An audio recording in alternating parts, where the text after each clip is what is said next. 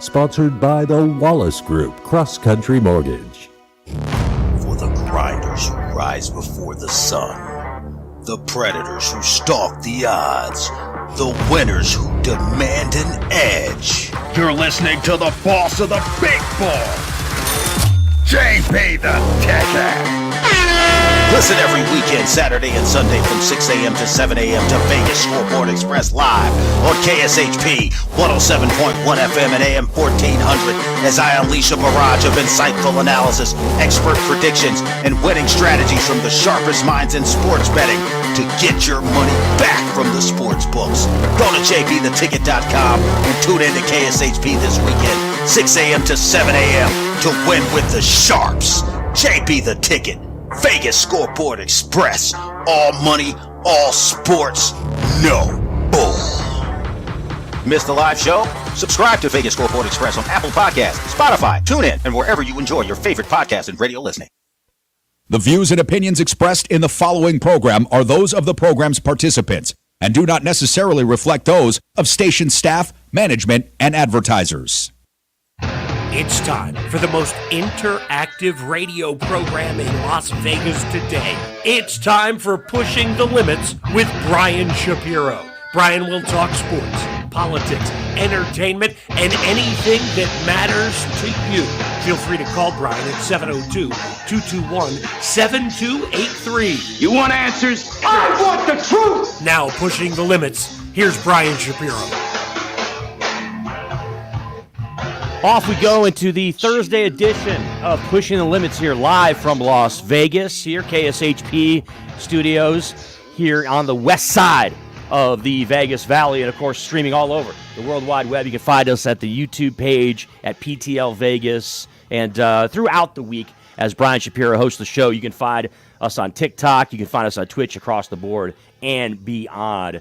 My name is Chris Winn in for Brian Shapiro on this Thursday, along with Justin Chuck here live in the lavish studios of KSHP. Excuse me, a number of topics to get into, obviously, with a tremendous amount of news and stories that have gone on in the past 24 hours alone that we're going to be able to dive into. We love to have your takes, your opinions, your viewpoints expressed at the studio line. 702-221-7283 is the phone number. You can find us also on PTL Vegas, on X/Twitter and beyond under Brian's page. You can find me also at Christian Winn on social media as well, too. Justin Chuck Radio also is not afraid to chime in and take some of your comments as well, too, as we get things heading towards the weekend. Obviously, major news here in Las Vegas, and not good news.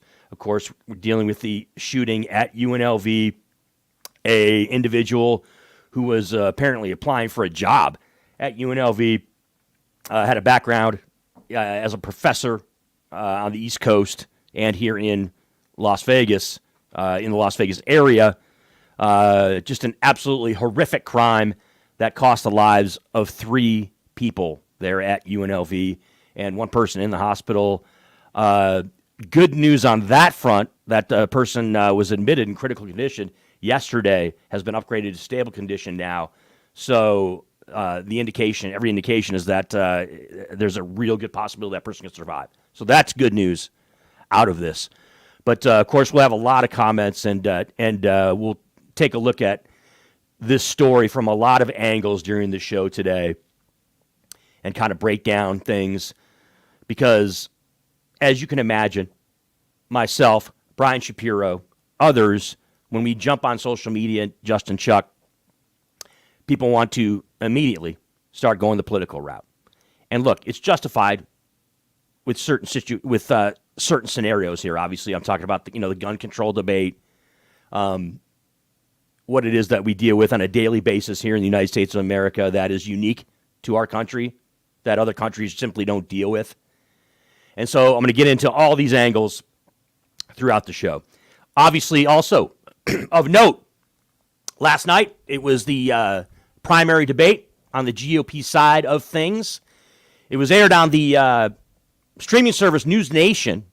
It was also aired, I believe, on Rumble and some other outlets that you would get your favorite viruses from. That's the way I'll describe it.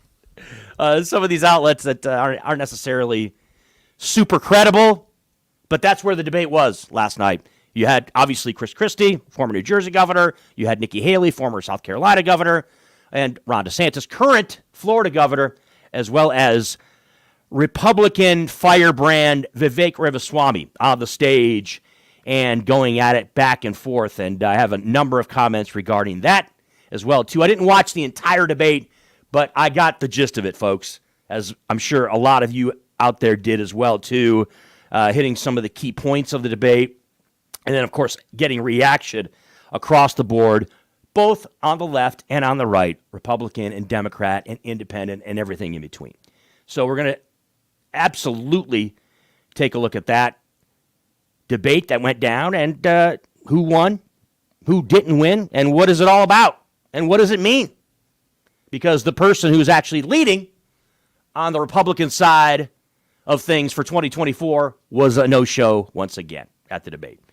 So much to talk about regarding that. On a sports side of things, the last half hour of the show, going to dive into a couple of big stories. Obviously, we have the NBA in-game tournament going on here in Las Vegas with four of the best teams in the NBA here to compete for, I believe it's about $500,000 each for each player to win this thing. The final is on Saturday. The two semifinal games are today, tipping off at 2 o'clock. That's why Brian Shapiro's not here. Shap is going to be courtside at the games starting at 2 o'clock. So the two East Coast teams will play, I believe, at 2 o'clock, and then they have the Lakers-Pelicans game will tip off in prime time on national TV as well, too. So going to get into that. Also, big news out of the PGA Tour / now LIV Tour as well, too, as a huge name, the number one golfer in the world, decides to make a switch. So we're going to talk about that as well, too, in the second hour. But let's dive into it. Last night, of course, we are just steamrolling towards the election season in 2024, folks. We are now in December. There's less than a year left until the election next November. And there are people vying on the Republican side to be the president of the United States and be the nominee for the GOP in early 2024. I mentioned the names of the debate that went down last night. You had Chris Christie, you had Ron DeSantis, you had Nikki Haley, as well as Vivek Ramaswamy. Now, it's always interesting, right, when someone like myself, who, yes, any of you listen to this show whenever I host it for Brian or when I'm on with him on Mondays, you know my politics. I'm on the left. I'm a Democrat without question. I don't need to go into my entire background of my life. Grew up in Michigan. Went into the military in the late 80s, into the early 90s, then went to college, then worked in the service industry, as well as working as a sports talk radio host for the better part, or over a decade here in Las Vegas. And so for the past 30 years, in and out, I've been working in the media as well as in the service industry. That, in a nutshell, is my background. I don't know if anybody... I haven't necessarily done this on the show before, but that's pretty much the gist of it.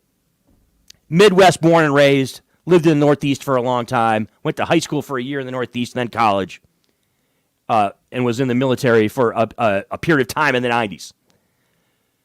So that informs my politics.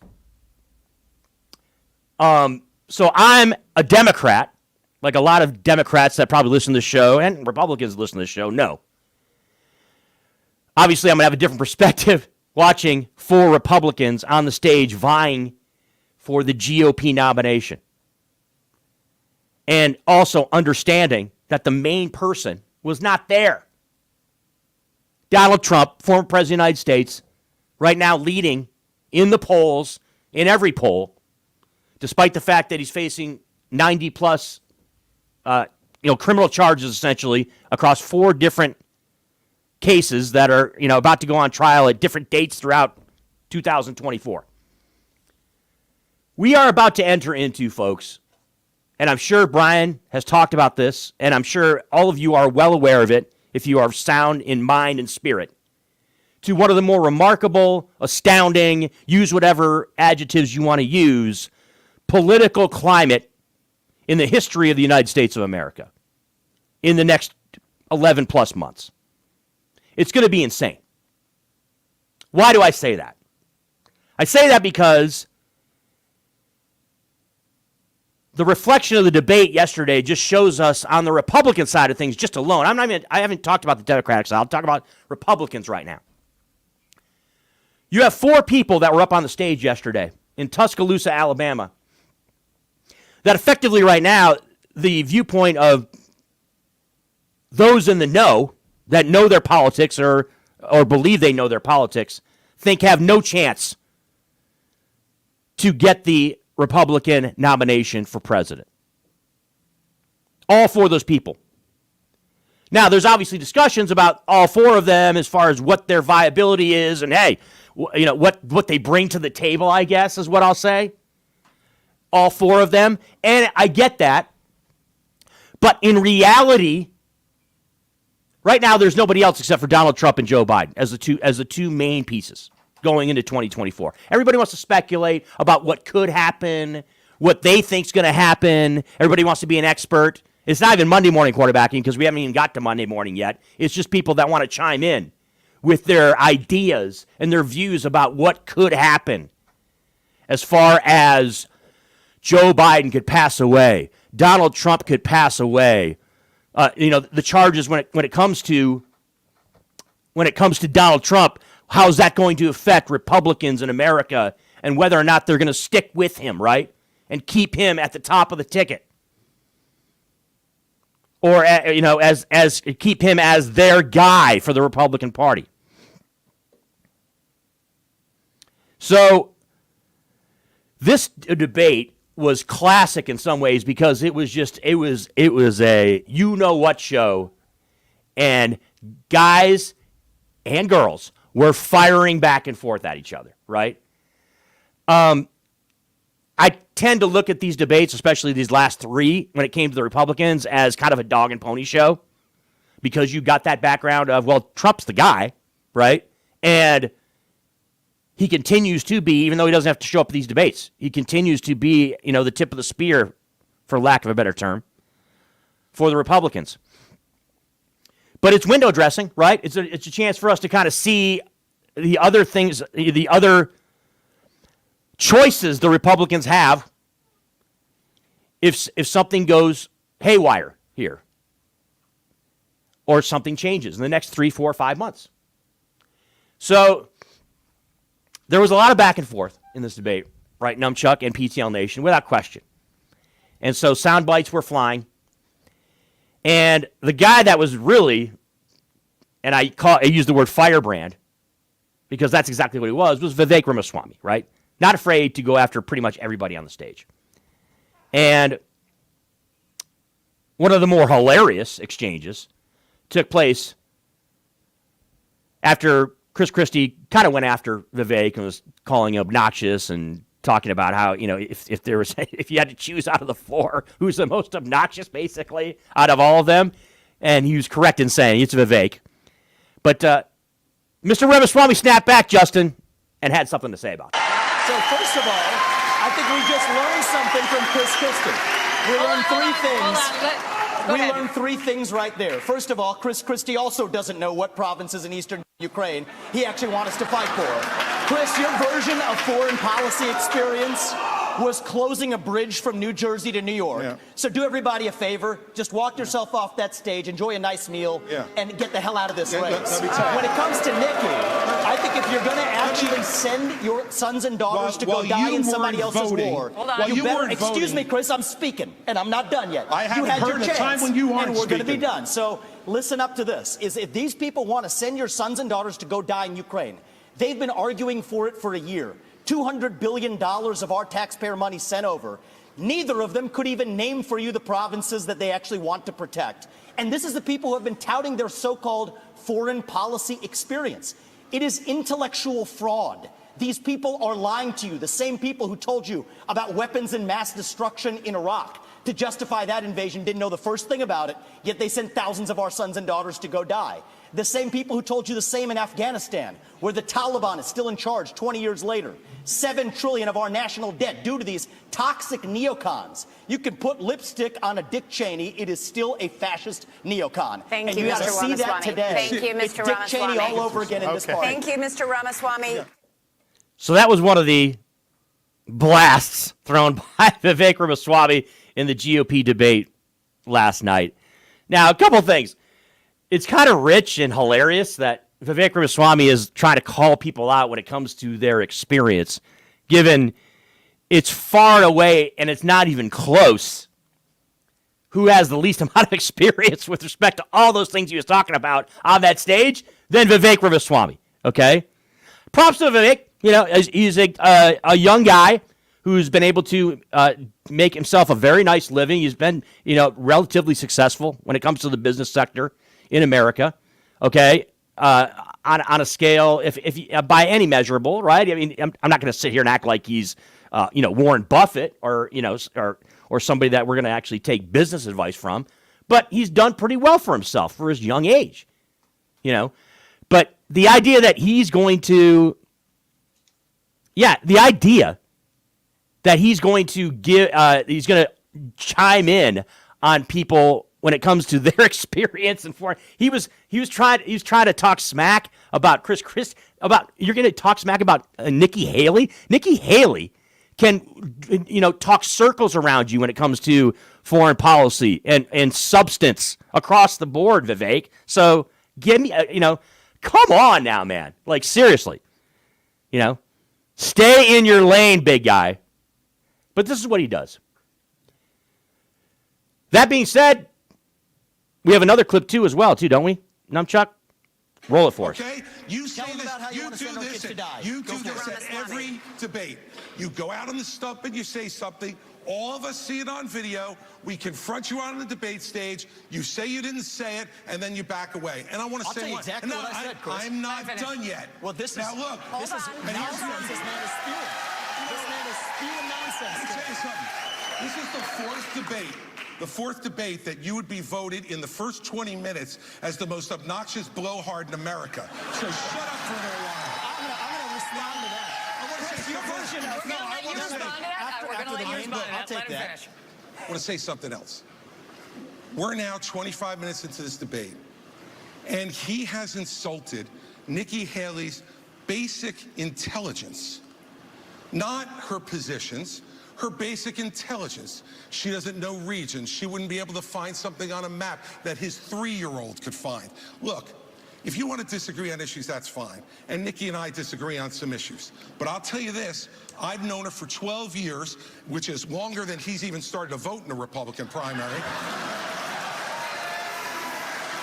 And while we disagree about some issues and we disagree about who should be president of the United States, what we don't disagree on is this is a smart, accomplished woman, and you should stop insulting So her. I'm going to take this. I'm going to take several times over.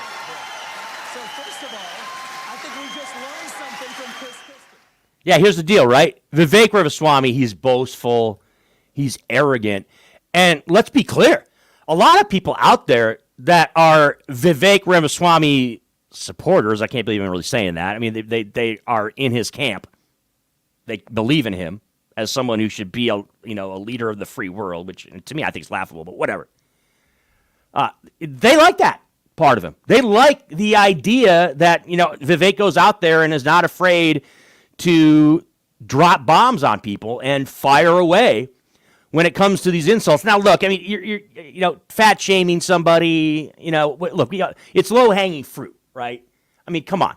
Like, again, and this kind of gets back to my perception of what politics has become really in the last 8 years since the Trump era began back in 2015, essentially, where, I mean, there really is no dignity anymore. There really isn't. There's no preset decency in America. Immaturity is something that just runs rampant.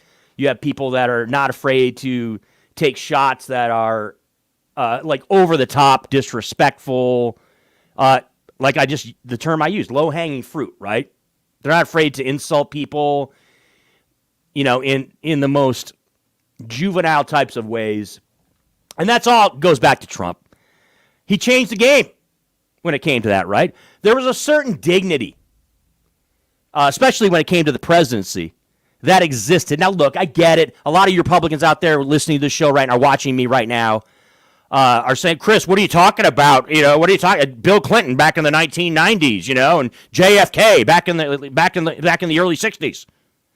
And they're going to bring you're going to bring up Democrats. Yes, there was that back in when it came to JFK and him sleeping around, and obviously everything that took place with Bill Clinton back in the 90s.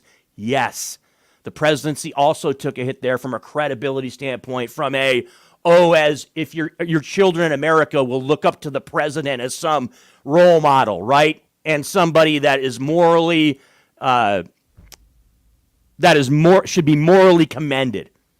Yes, the Bill Clinton era, the JFK era, and that it took a hit without question, right? And then you kind of got back to some dignity, right? I mean, in a way, when it comes to that kind of stuff, once George W. Bush was elected in 2000 through 2008. We kind of let it go, and we're like, okay, it's not really a thing anymore as far as the whole morality stuff. We don't have to deal with that because there was never any scenario that presented itself with George Bush where he was sleeping around, right, or was having issues like the Monica Lewinsky thing with Clinton and everything that went down with JFK, and so you had that 8-year period, and then of course Barack Obama, again, nothing of substance at all came up with respect to Barack Obama when it comes to his family life and him. Essentially, what I'm trying to say is it was almost like it did come back a little bit. The decency, right? The nobility is a word I'll use. The respect that you had for the presidency. So fast forwarding now to the Trump administration, right? In 2016, that was all gone. Trump was not afraid to call people names. He's got nicknames for everybody. The way he operates is completely different than any other president with respect to, we bring up the John McCain stuff all the time. He said about him. It just went out the window. Decorum went out the window. Being quote unquote presidential, it wasn't a thing from 2016 to pretty much now. Again, Joe Biden's been in office for 3 years. I'm not going to sit here and act like there's been some monstrous change in that kind of mindset in America regarding the president, because Joe Biden's been there and he's been decent for 3 years. I'm talking about decent as a decent person, right? I'm not talking about his policies or what he's done or anything like that. I'm just talking about being a decent person. So fast forwarding to this debate, right? That's the landscape we're operating in, folks. That's what we're dealing with right now. We're dealing with an atmosphere where there's no guardrails when it comes to decency, and people can give juvenile insults to people. You can call Chris Christie fat. You can call Vivek Ramaswamy, a arrogant teenager, essentially. You can be like Vivek was with Nikki Haley, where you can insult her intelligence. It doesn't have anything to do with what her policies are, or you don't attack her politics at all or her views. You just want to call her, you just want to attack her intelligence. And that's all stems from the Trump era. And quite frankly, in our entire American society in the last 8 years, because of Trump being the president, because he was enabled to say the things and do the things. The man Donald Trump, I know we're coming back to Donald Trump here, but Donald Trump got elected despite the fact that he was on a bus talking about committing sexual assault as if it's okay if you're a celebrity. And Republicans out there and those that you voted for Trump in 2016, you all just rationalized that all away and said, it was locker room talk. Locker room talk. Yeah, I've been in a lot of locker rooms, both as an athlete and as a reporter and as a sports talk host. Yeah, is there crude things said in a locker room? Absolutely. But specifically what Donald Trump said, is that stuff that's discussed out in the open by normal alpha males in America? Hell no, it's not, folks. It's not. But you rationalized around in it. You said, hey, he was just being a guy. It's Trump being Trump. And it was forgotten about among a plethora of other things that were said by Trump that was just dismissed because Republicans wanted to have a guy with an R next to his name in the White House. So when we watch a debate like last night, what does it mean? It doesn't mean a whole lot. It just doesn't.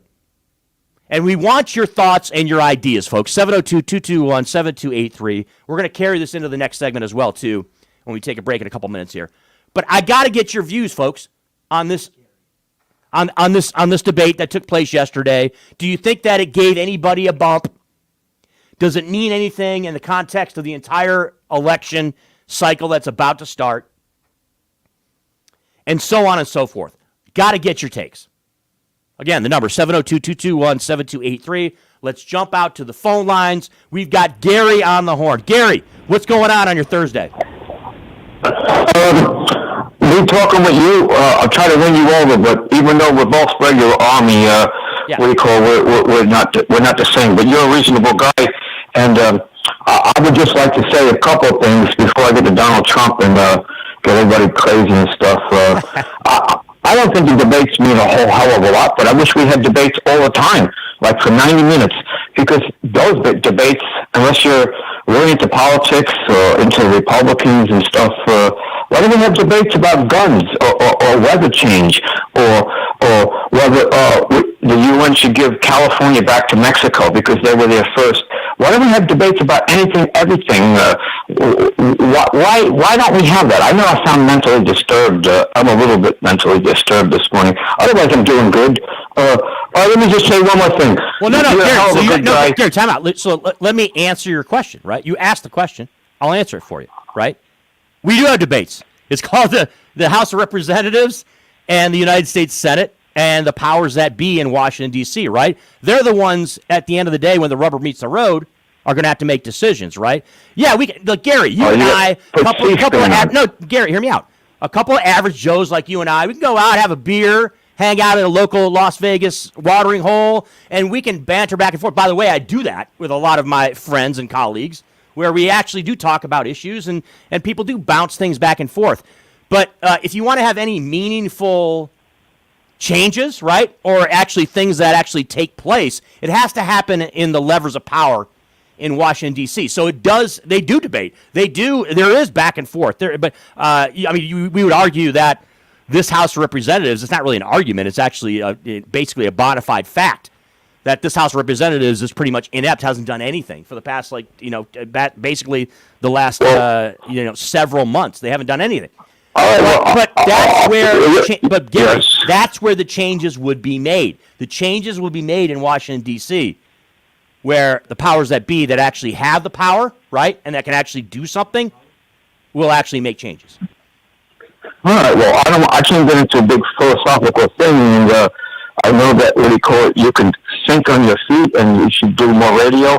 I'm not into sports like you are. I know you know everything upside down, inside out on it. No, I don't know everything. I'm a person. I have my takes. I have my views. It's not necessarily me. One regular army, but one regular Army guy to another regular Army guy. 11 Bravo, my friend. Fort Benning. It's not Fort Benning actually when I was there, but yeah. They made me run generator sets, and I still have static electricity left over from the old days.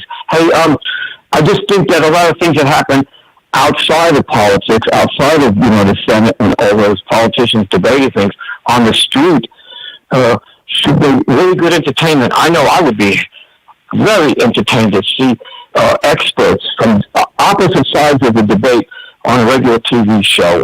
I don't know. Okay, but I got your take. So Gary, I don't know if you saw Gary, did you see the debate last night? Did you watch it? Have you seen clips? I missed it. I don't know what channel it was on. It wasn't on. So, Gary, I'll ask you flat out. I don't know if you're. Why wasn't it on NPR? Okay, no, why wouldn't they even put it? Out of all the people that were on that stage last night, Nikki Haley, Ron DeSantis, Vivek Ramaswamy, and of course Chris Christie, who is Gary's choice if Donald Trump in some way, shape, or form is not able to run in 2024? And it's for the wrong reasons. It's Nikki Haley because of the way politics and the way people vote. Most people are going to say, hey, that would be interesting. A woman for a change. Oh, and she's a Republican. Maybe she can straighten some of this inflation, and she sounds tough. Let's get a woman for a change. and that's exactly where I stand. And I guess there's more to her than what I just said. But hey, that's politics. I'm sorry, but all right, I tend to agree with you. I appreciate your insight and appreciate your phone call, my friend. Have a good Thursday. We'll talk to you again soon. All right. Regular caller here on PTL Vegas, Gary, and he actually sounded kind of sober there. Yeah, he did. He actually look. Yeah, Gary, I'm not hating on you. I'm someone who likes to have a few pops every now and then too. But usually he's a little bit more tanked up a little bit. But 702-221-7283 is the phone number. You're tuned to PTL on a Thursday. Chris Winn in for Brian Shapiro. Let's head out the phone lines. Carl joins us now here on the phone lines. Carl, we appreciate your call. What is going down? Hey, Chris. Good to hear your voice. Listen, you didn't mention one of the really important things. What's that? What happened with McDonald's and all the other thieves and crooks who tried to put in false, what do you call them, voting for Trump. Fake electors, yeah. And by the way, Carl, so guess what? Top of hour number 2, that's going to be the topic of choice. So I haven't mentioned it yet, but we will be getting to it because obviously it is it's a notable story here in Nevada without question. And you hear some of the other extreme right-wing people on the radio, and they say it was nothing. They didn't do anything. They didn't break any laws. They only fraud and everything else involved, and tried to put their mentally ill man through rather than do it the right way, the proper way. Well, here's the thing, right? Okay, so, Carl, here's the thing, right? Okay, so with respect to whether or not it was legal or not, I'm going to defer to the Attorney General here in Nevada, Aaron Ford, right? Okay, so if Aaron Ford thinks there is fire where there's smoke there, then we'll see what happens, right? I'm not going to sit here and act like I'm a lawyer. I don't know exactly. Well, look, when it comes to fake electors, if everybody knows what fake electors are, it's essentially you're trying to work around the actual system, right? Because you're upset that your guy didn't get elected through the electoral college. But by signing the forms, you're in essence swearing under oath that these are correct forms, and they've committed crimes, and they'll fall down on them. Believe me. Yeah, well, and Attorney General Ford has pointed that out, right? And so we can be able to hash out the details when it comes to that. But I want to get your take though, Carl, because you're someone I think you're very politically aligned as I am when it comes to being on the left.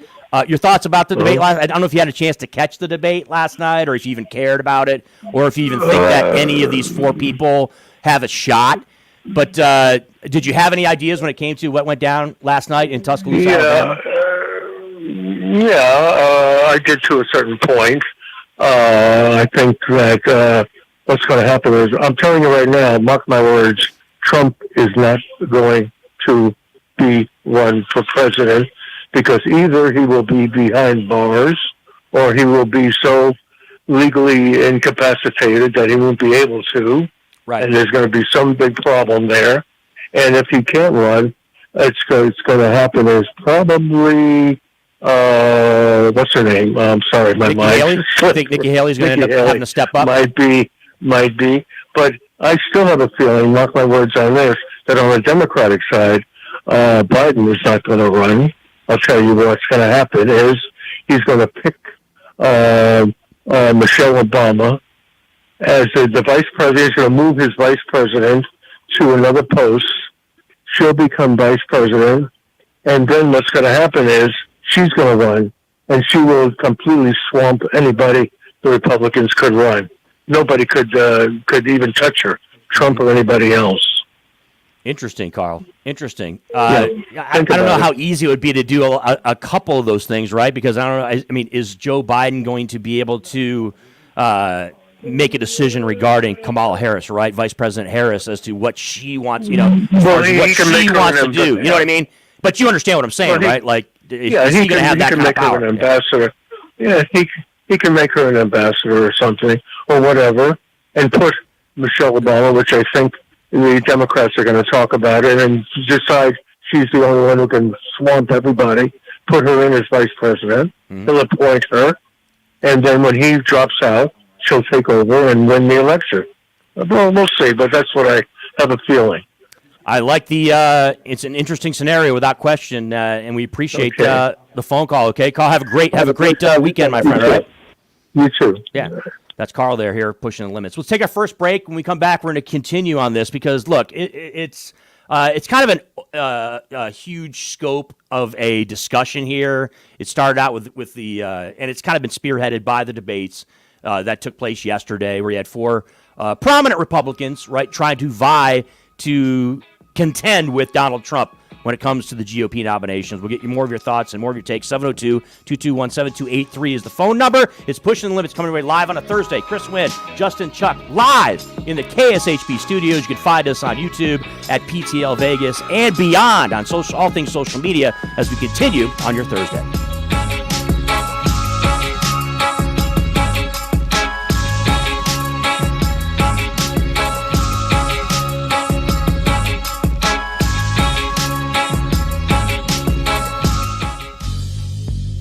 Hey everybody, are you struggling to find a pizza place that reminds you of Brooklyn? That true blue New York style pie? Well, worry no more. Stallone's Italian Eatery Pizza is a knockout. We're located at 467 East Silverado Ranch Boulevard, just off of Bremery Road, half a mile east of South Point Casino, just minutes from the Las Vegas Strip. Come by and grab a slice of pie. Plus, check out our Brooklyn-inspired Italian cuisine. Our sandwiches are super hero, that is, because why be a sub when you can be a hero? Stallone's Italian Eatery is here to serve you phenomenal food, Vegas. Forget about it.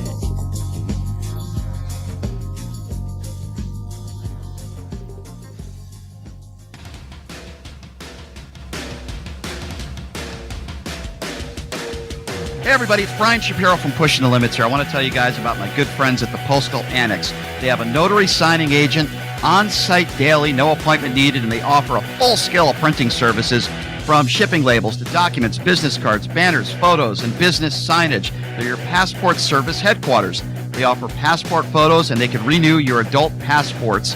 If you're traveling in a hurry, they can get those passports to you within 7 days or less. Mailbox rentals with a physical street address, and they also receive your packages from Amazon, UPS, FedEx, USPS, and more. Here's the best part. If you're a Pushing the Limits listener, they have an introductory rate of only $39 for a 3-month service. You can't beat it. Give them a call, 702-873-8005. Check them out at 6130 West Flamingo Road. It's the Postal Annex. And tell them I sent you. Buying or selling a home is a huge life event that requires guidance from an expert in the industry and community. My name is Blake Winn. You may recognize my name as my grandfather was the best governor the state of Nevada has ever had. Growing up in Las Vegas, I've come to know this community intricately. Now, I am raising a family here as well, so I understand all the issues impacting our home and quality of life. As the top realtor for the #1 real estate team at Keller Williams, you can have confidence in my experience, knowledge, and track record. When it comes to buying, selling, or investing in real estate, choose a name you can trust and someone who understands the community you call home. Call Blake Winn today and experience the difference of a trusted expert. 702-540-3311. Welcome to Hash House A Go-Go, where we've been serving farm food and crafted cocktails for over 2 decades. Visit us for the full Hash House experience at any of our 5 Las Vegas locations. Hash House A Go-Go is where old school meets new and gets twisted. We bring people together over good food and fun. Come in for breakfast, lunch, or dinner, and come hungry because our portions are huge. Visit us online to see our entire menu at hashhouseagogo.com. Hash House A Go-Go. It's a Midwest thing, and there's nothing else like it.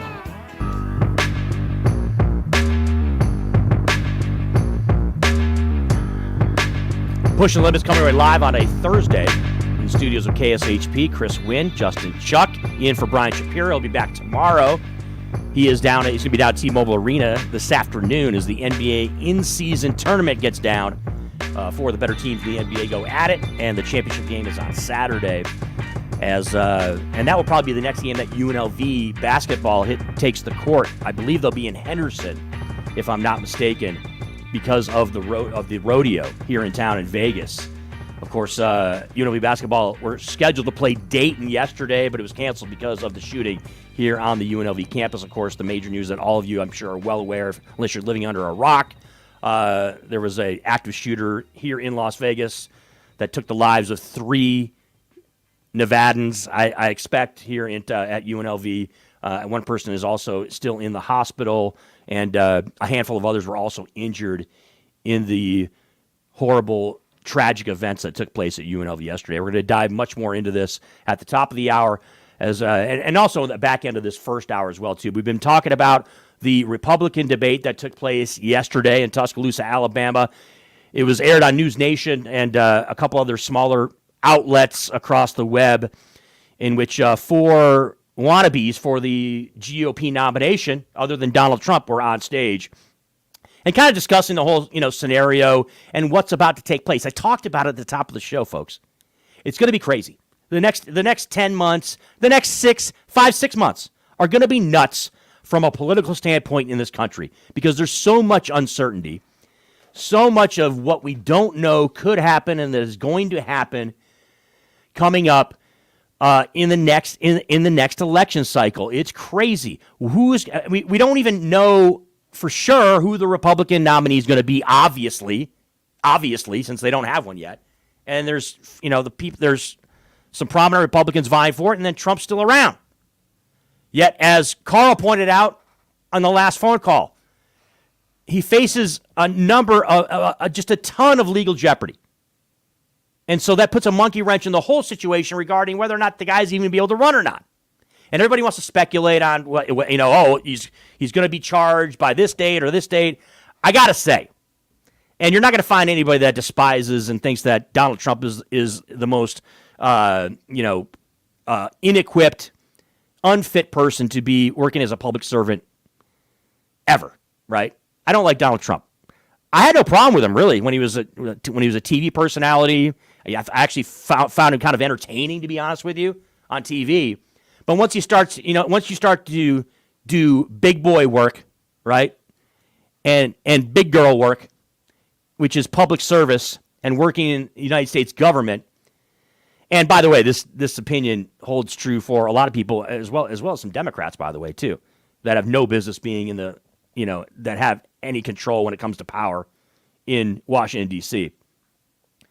But, I mean, make no mistake, right now, a large portion, I believe it's 80% plus in the Republican Party, support Donald Trump as the nominee in 2024. And we have all this uncertainty going on, and it's going to be crazy for the next 5-6 months. 702-221-7283. Got to get your takes on what happened as far as the debate, who you think is viable, right, as a candidate and as someone that could actually unseat Donald Trump as the main guy right now. Is it Vivek? Is it Nikki? Is it Chris Christie? And, of course, is it Ron DeSantis? Now, the descriptions of these four people, in a nutshell, are this, right? Vivek's the young guy, has some experience, but likes to push buttons. And there's a lot of you out there that are Republicans that support him because he likes to start you know what with people, and when I follow and I see a lot of your responses on social media, a lot of you people out there, that's like his main thing that he brings to the table, is that he's someone that likes to just absolutely fire away at the establishment, right? If you talk about Chris Christie, right, you're talking about a guy that's been a seasoned politician. Obviously, he had his issues in New Jersey. We don't need to rehash all of that, but he's someone who's looked at as, out of the four people on that stage, he's looked at as the guy who is actually going after Trump. Everybody else is just kind of staying away from Trump on the stage, but Chris Christie's the one who's looked at as the guy who's telling the truth about Donnie, right? When you've got Ron DeSantis, what do you have? You have a guy that has had a military career, right? Was essentially like Tom Cruise in A Few Good Men, right? In his younger years. Just recently became the governor of Florida, doesn't have a ton of experience in politics, and is looked at as an awkward, not great politician, but a lot of Republicans that are actual conservative Republicans look at him and say, hey, he could represent us because he's one of us. He's actually a Republican, which I actually do believe that he is. Now, I don't think he's a great guy, and I think he is racist, and I think that he has real issues when it comes to actually being able to play the game that is politics, and I don't think he's good at it. But I can see where Republicans are coming from when they want to put him up there as someone who represents what Republicans should be. I think to an extent, Nikki Haley also is someone that is like that. She happens to be a woman. All right. I'm Captain Obvious over here pointing that out. But she's looked at as someone who's probably the most experienced when it comes to Washington, D.C., right? Out of those four people. I don't think she's looked at as she is. I think she is the most experienced out of all those people when it comes to actually playing the game that is politics in D.C. Having worked in a couple of administrations, she's also, been a governor, which, three of the people on that stage have been governors. And I think that is a good starting point, actually, to be president of the United States, is be governor. That's been clearly evident given the people that we put on the stage, or that actually put in the White House, have been governors. So I think that's a good thing for her. But her problem is what? She's a flip-flopper. She's looked at as like the most Democrat-ish out of all those people on that stage, right? With respect to her views on abortion and other things. And my Democratic colleagues would probably argue with me on that and say, Chris, you know what you're talking about. She's just like Donald Trump, or just like a lot of Republicans when it comes to abortion. Okay, well, but I think you also understand what I'm saying when I'm talking about Nikki Haley being someone who, when it comes to Republicans, they view her as too much to the left for a Republican. And so that's the kind of the heat that she gets. And that she's a flip-flopper, too, on issues. But that being said, right now, they're all not polling great. I mean, they're all not really a threat to Donald Trump. And so I want to get your take. 702-221-7283. We're joined by Edward now here on PTL. Edward, we really appreciate you spending some time on a Thursday. How are you, sir? Hey, Chris, how's it going? It's going good, man. I'm just trying to kind of opine on this and trying to, draw out. I want to get some opinions, some views, some thoughts. Okay. On what's about to take place. Edward, it's about to get nuts, is it not? When it comes to our political situation in the U.S., man. No. Okay? No. It's about to get nuts. No, it's not. No, you don't think it's going to be? Why? I don't. Okay, so this is my personal opinion. We're all entitled to one. Yep. So I think Donald Trump will be the nominee, but I don't think the Republicans will win it this round because we're a little bit too clustered everywhere. When you listen to these debates, it's a lot of everybody wants to be a chief, but nobody wants to be an Indian. And in that aspect, everybody wants to be the top dog, and I get it. You want to be the commander in chief, but not everyone is designed to have that job. Yeah. And I truly believe this time around, the Republicans, this is like a changing period, maybe a changing of the guard. We'll stick to Trump, but the Democrats overall, when we go to the election in 2024, since the Republicans are just so skitter-scattered, the Democrats are more solid right now. I believe they will win again. Okay, so you're predicting basically that either Joe Biden or if, heaven forbid something happens with Joe, right, in the next 11 months, that it's your opinion that the Democrat is going to be victorious in November of 2024, right? They're more organized. They're more focused on one or two people instead of, like you said, 4 or 5 different people fighting each other. These Republicans that are fighting each other or debating each other loudly. Yeah. If they all consolidated and said, you know what? Okay, screw it. Okay, I can't be the president, but I'll tell you what. I will throw my hat or my nominee, my help toward one person in the Republican Party. They would probably have a better running chance. But they don't see it like that. It's like these businesses. Individually they're great, but when they merge together, they're amazing. They can take over. Well, let me bounce this off you, Edward. Like that. So here's the deal, right? Yeah. So with respect to the Republicans, right? And look, I'm not in the business of giving Republicans advice. I've never heard the word out your mouth ever. I'm not here to give Republicans advice on how to fix their issues. But I would agree with you in this sense, right? I think they should. I'm telling you, man. I think they should solidify themselves behind either Chris Christie, Ron DeSantis, or Nikki Haley. The Republicans out there, you should pick one of those three. The whole idea to me is bananas, that they still think Donald Trump is a viable candidate or is something that should be, is someone that should be the commander-in-chief of the United States. Edward, I've talked about this numerous times on this show, on Mondays with Shapiro, and whenever I fill in as a host. I don't understand this idea that a guy who served for 4 years as president, right, And I don't need to get into what I think about him as president. Yeah. Everybody knows Yeah, that I think he was horrible. Yeah. Okay? But the fact of the matter is, in modern American political history, right? A president who got bounced after one term, whether you're looking at, go back to Gerald Ford, right, in the 1970s, to Jimmy Carter in 1980, right, to obviously George Bush Sr., right, in 1992. There was never any, Edward, you know what I'm saying? There was never any circle back to those guys, right? There was never any, oh my gosh, we got to bring him back because he's the guy that's going to lead us into the next administration. No! It was never that. It was always looking forward, right? So fast forward to 2023 here. I am blown away, Edward. I am shocked that the Republican Party takes an approach of, oh yeah, we got to get Trump back in office. We have to. He's the guy. He's the only one. But at the same time, these are the same people that want to say Joe Biden's going to die anyway in March, in March or April of 2024. No, not apparently just putting out of their mind that Donald Trump is what, 3 years younger than Joe Biden, 4 years younger, whatever. Nobody's father tomorrow. Yeah, you know what I'm saying. So to me, it's so absurd that Trump has become, that has still maintained this type of popularity. And there's this still idea, the strong idea by millions of Americans, out there that still think Donald Trump's the guy. I can't wrap my head around it. I just can't, Edward. I can't. Chris, we need to get rid of two things in this world, in the United States. We need to get rid of the electoral vote, and we need to get rid of daylight savings time. I think if we get rid of both those and we let the people judge, we'll be a better society. Let the people vote, not just as a whole, but just individuality, and let the people speak.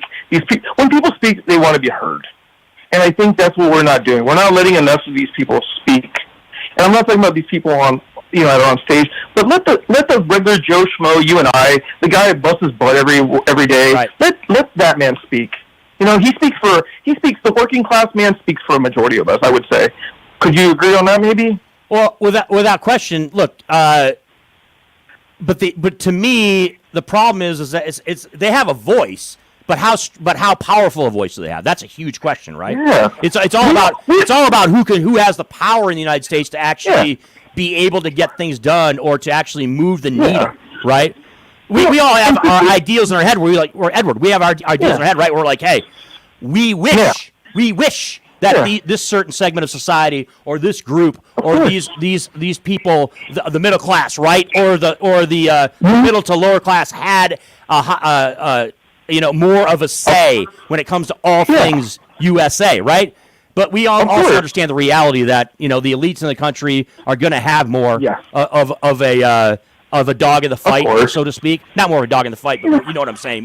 They would have more influence when it comes to that. And Chris, we all kind of want the same thing. We want lower taxes, cheaper gas, a better way to live in the economy because things are getting so expensive and ridiculously high. Like we're having to constantly raise up the unemployment rate. I mean, minimum wage. Like I remember 10, 15 years ago when it was like $15 was a lot of money, and now $15 is the bare minimum when you get into a job nowadays.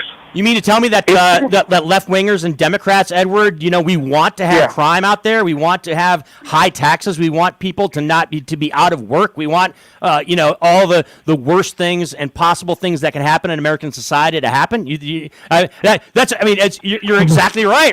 I mean, you know what I'm saying. I mean, I'm kind of being facetious here, and I'm kind of being sarcastic. But and during COVID-19, right? That was kind of the message that you got. Yeah. COVID-19 should never been political at all, okay? Because it affects everybody, regardless of your politics. It affects us all equally or unequally, right? Or we don't have a problem with COVID-19, right? Yeah. But it has nothing to do with politics.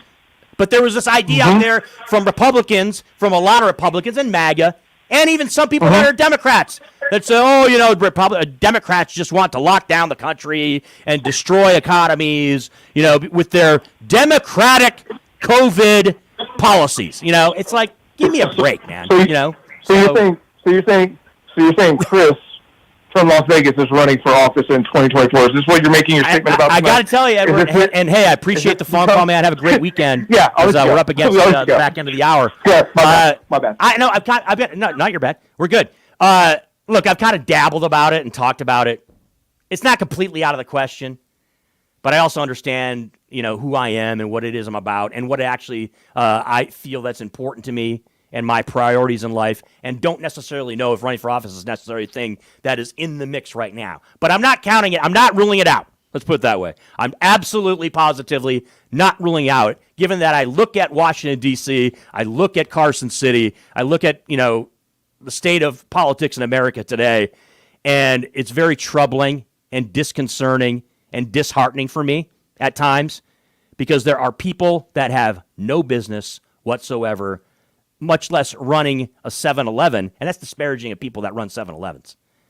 But there's people that are that have levers, that have control of the levers of power in Washington, D.C., that have absolutely no business whatsoever doing it. It's Pushing the Limits, coming away live on a Thursday. Chris Winn and Justin Chuck here live in studio, in for Brian Shapiro. 1 hour in the books, folks. The phone line's wide open, 702-221-7283. Talking about a lot of things when it comes to politics. Obviously, the horrific tragedy that took place here as far as the mass shooting is concerned in Las Vegas, in which they have the shooter's actually deceased, thank God, and lives are altered for the families and friends of the 3 individuals that were killed and murdered, and 1 person injured in the hospital. Hopefully a quick recovery is coming for them.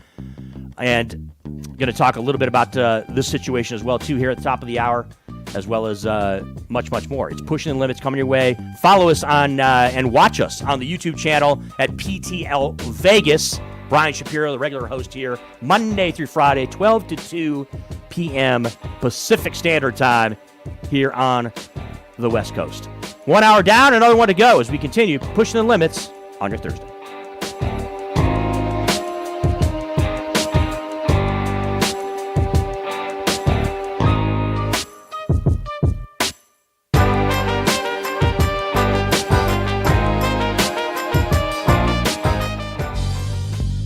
Hey everybody, are you struggling to find a pizza place that reminds you of Brooklyn?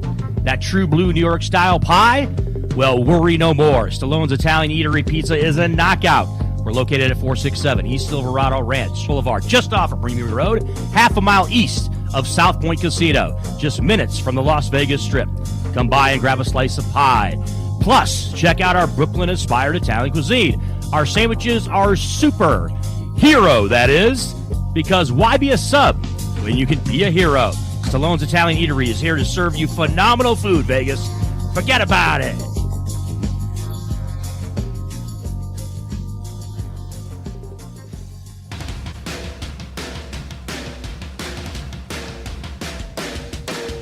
Hey everybody, it's Brian Shapiro from Pushing the Limits here. I want to tell you guys about my good friends at the Postal Annex. They have a notary signing agent on site daily, no appointment needed, and they offer a full scale of printing services, from shipping labels to documents, business cards, banners, photos, and business signage. They're your passport service headquarters. They offer passport photos, and they can renew your adult passports. If you're traveling in a hurry, they can get those passports to you within 7 days or less. Mailbox rentals with a physical street address, and they also receive your packages from Amazon, UPS, FedEx, USPS, and more. Here's the best part. If you're a Pushing the Limits listener, they have an introductory rate of only $39 for a 3-month service. You can't beat it. Give them a call. 702-873-8005. Check them out at 6130 West Flamingo Road. It's the Postal Annex. And tell them I sent you. Buying or selling a home is a huge life event that requires guidance from an expert in the industry and community. My name is Blake Winn. You may recognize my name as my grandfather was the best governor the state of Nevada has ever had. Growing up in Las Vegas, I've come to know this community intricately. Now, I am raising a family here as well. So I understand all the issues impacting our home and quality of life. As the top realtor for the #1 real estate team at Keller Williams, you can have confidence in my experience, knowledge, and track record. When it comes to buying, selling, or investing in real estate, choose a name you can trust and someone who understands the community you call home. Call Blake Winn today and experience the difference of a trusted expert. 702-540-3311. Welcome to Hash House A Go-Go, where we've been serving farm food and crafted cocktails for over 2 decades. Visit us for the full Hash House experience at any of our 5 Las Vegas locations. Hash House A Go-Go is where old school meets new and gets twisted. We bring people together over good food and fun. Come in for breakfast, lunch, or dinner, and come hungry because our portions are huge. Visit us online to see our entire menu at hashhouseagogo.com. Hash House A Go-Go. It's a Midwest thing, and there's nothing else like it.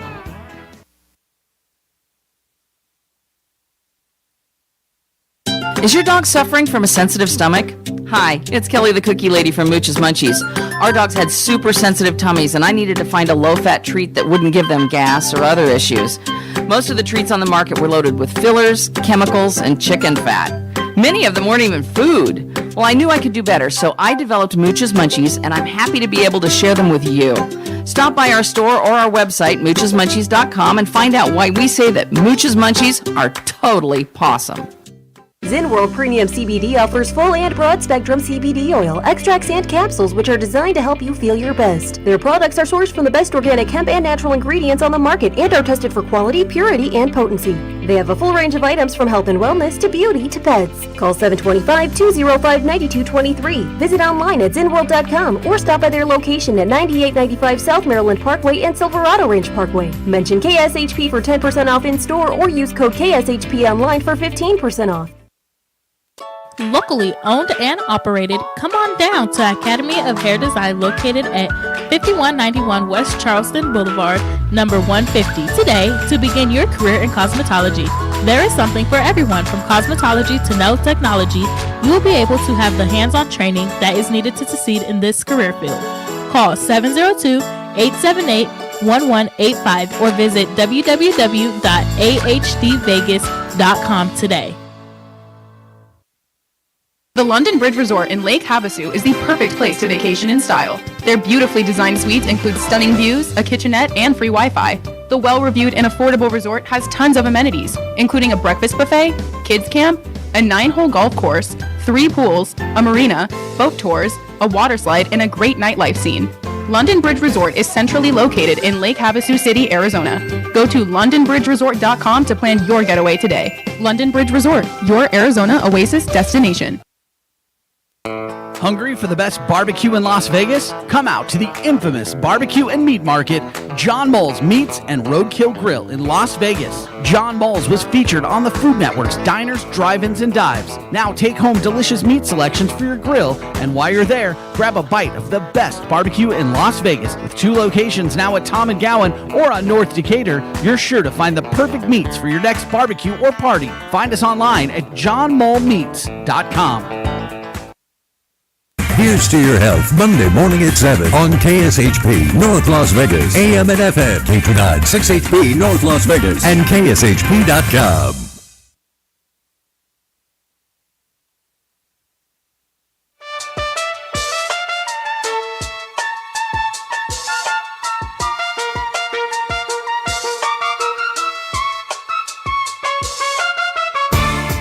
It's the Thursday edition of Pushing the Limits, coming live here from the studios of KSHP in Las Vegas. You can find us streaming all over the World Wide Web at the YouTube channel at PTL Vegas, and throughout the week on Twitch and beyond. TikTok, Brian's page, very popular.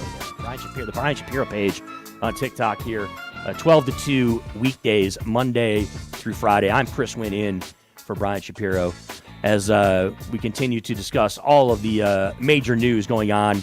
And, of course, one of those major stories, of course, is the tragic news here in Las Vegas that took place yesterday just before noon local time, as a gunman in his late 60s who apparently had ties to a university here in the Vegas Valley and also to ties to universities back east, was apparently looking to get a job here at UNLV and was not able to acquire that job and had some animosity when it came to that, and went and committed a horrific crime killing 3 people in Las Vegas at UNLV and injuring another as well, too. And then apparently the details are that in a shootout with university police officers was killed and is now deceased. And we do have the identity of a couple of those victims that lost their lives at UNLV yesterday. Dr. Jerry Chang in the business department there, unfortunately, is deceased, as well as Dr. Patricia Navarro, who was in the accounting department and has ties to my back neck of the woods back in when I lived in Orlando at UCF. She went to UCF in her academic career. Are 2 of the individuals that lost their lives, unfortunately. I believe the third, they're going to notify next of kin before they'll be identified, and the individual also, right, Numchuck, in the hospital. Yes, but the third one is also a faculty member as well. And the third one is also a member of the faculty. So, and this is a description that's gone out on social media and beyond, all across media, period, nationwide, regarding whether or not they're students or members of the faculty. Look, at the end of the day, who cares? I mean, it's still people that lost their lives, loved ones, friends are going to be affected for the rest of their lives because of this. It doesn't really make any difference whether or not they were students or not. But obviously, there's the narrative out there also that I would say is true, that it could have been much worse, right? It's something that could have been absolutely much more horrific. As yes, all 4 victims of the UNLV shooting were actually faculty members and not students. But we've been discussing the situation regarding this, right? And let's be extremely clear. It was a horrific crime. The individual is not going to, unfortunately, face justice like all of us would like him to face because he's now deceased. But when it came to the first responders, right, Numchuck and PTL Nation, and when it came to law enforcement, they did an overly commendable job in this situation. And it was great to see the cohesiveness and the cooperation between Governor Lombardo, between Sheriff McMahill of Clark County, and of course the sheriff of I believe it's Chief Garcia with the UNLV Police Department, in how this was addressed and how swiftly this was taken care of. And Sheriff McMahill was there to talk about it. Importantly, there was a gathering just outside of the building where the students were playing games and eating food. There were tables set up for them to build Legos. And if it hadn't been for the heroic actions of one of those police officers who responded, there could have been countless additional lives taken. Armed confrontation of the suspect by law enforcement stopped the suspect's further actions. I'm proud of the courage of these officers and the UNLV campus police and how they demonstrated that today. Major props and applause going out to the law enforcement community and those that were directly involved in this altercation with this individual and how it was handled. Unbelievable, right? With respect to the gunman, don't need to mention his name. He's a piece of garbage. But some background on the guy, because look, I get, this is a social media age. So essentially immediately after all this was taking place, you get some people that want to turn this into politics and talk about and bring up his background and, who it is that he followed and who he idolized and who he listened to and all that. And as if whether or not someone's a Democrat or a Republican or on the left or on the right has anything to do with someone committing a crime like this or being a perpetrator or some type of situation like this. But his background, apparently used to work at East Carolina back for 16 years as an assistant professor. And then he worked here in Henderson with, I think it was Roseman University, between 2018 and 2022. He was trying to acquire employment at UNLV and apparently was either turned down or did not get the job. And so I would expect, and look, I'm sure that law enforcement entities from Metro to Nevada State Police and to the FBI are all looking into this and are way above our pay grade as far as what a motive is in this situation. But when it comes to the aftermath, it's going to be talked about in a political sense. We get it. We get it that everybody's going to want to start talking about the politics.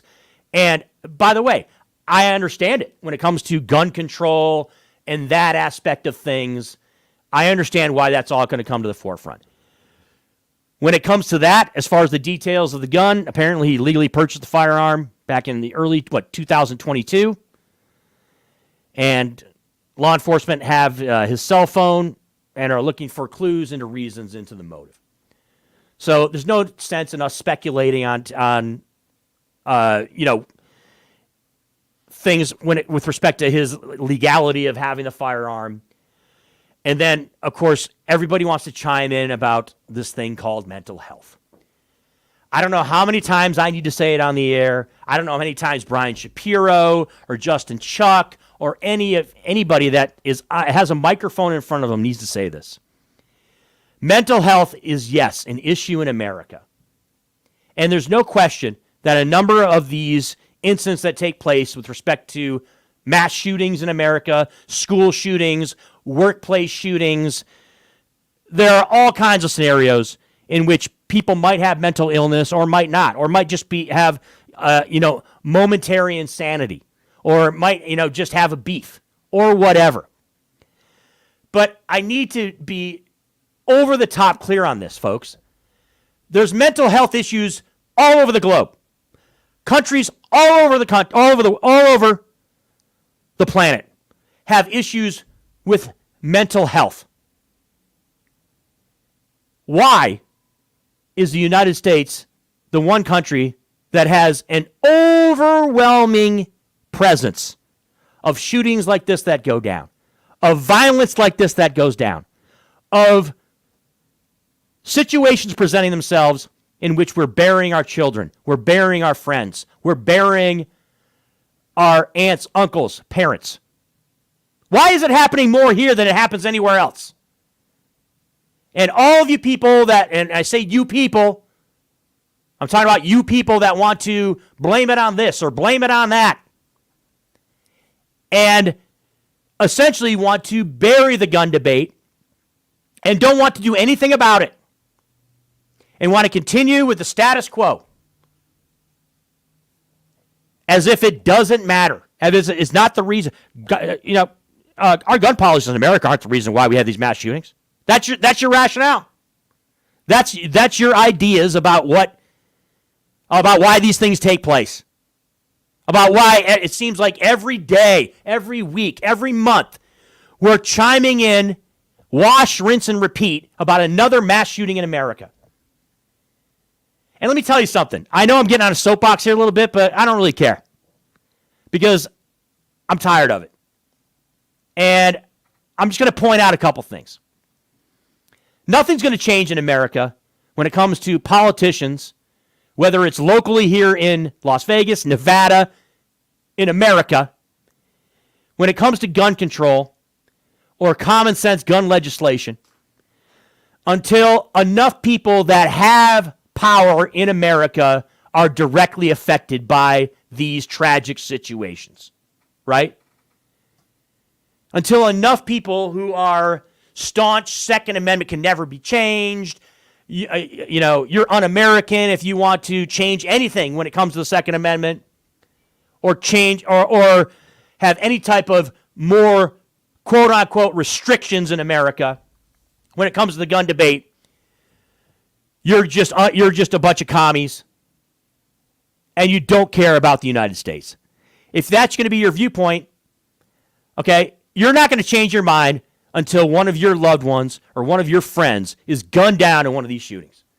I'm sorry, but it's just true, okay? People that have power, people that are senators or House representative members or have some type of power in any way, shape, or form, until you actually have to face the music in which one of your loved ones is killed, you're going to separate yourself from it. It's going to be, this is what's going to happen, folks. The shooting took place yesterday. We're going to be bantering back and forth for the next few days, maybe the next few months, maybe a couple years, right? And in that time period, by the way, there's going to be many more mass shootings and many more tragedies and many more funerals and many more parents bawling and those of us just absolutely devastated by what takes place. And nothing's going to change. There's no indication whatsoever that anything's going to change when it comes to Washington, D.C., the House of Representatives, the Senate, the White House. It's not going to change because the gun lobby's too powerful. There's too many people that are in the pockets that are people that are powerful in Washington, D.C. And it's not going to change. And it's very, very sad. Again, I talked about it with Edward on the phone. I talked about, Democrats, Republicans. Another false idea, a false analogy, a false premise that Democrats are down with violence, that Democrats are down with people getting killed, that Democrats want to be soft on criminals. It makes no sense. I don't want my family members killed. I don't want my friends that were at UNLV to get shot, right? A colleague of mine in the sports media, Kevin E. Martin, worked at CBS here in Vegas in sports for the last handful of years here in Vegas. She's now a professor at UNLV.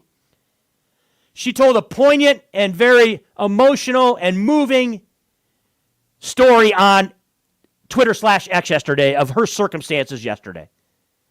She went from quick banter with her students and with her colleagues at UNLV in her classroom to a situation minutes later where they're under a desk in the dark, hiding from a gunman and uncertainty of what was going on at UNLV yesterday. How many more of these stories do we need to hear? And look, she got out alive, right? Now, there's testimonials of numerous students that took place yesterday in which you have your life flashing before your eyes, right? You don't know what's going to happen. It's a crapshoot. We don't know what's going to happen. And you have that scenario take place on the campus of UNLV where you got a bunch of people that are on lockdown, essentially, and no one knows what's going to happen. And as I pointed out a little bit earlier in the show, it could have been much worse.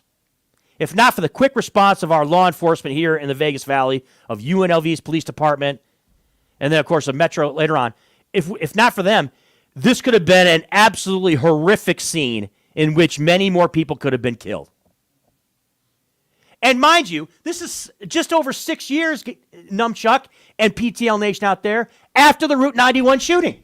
So do you want to hear something crazy?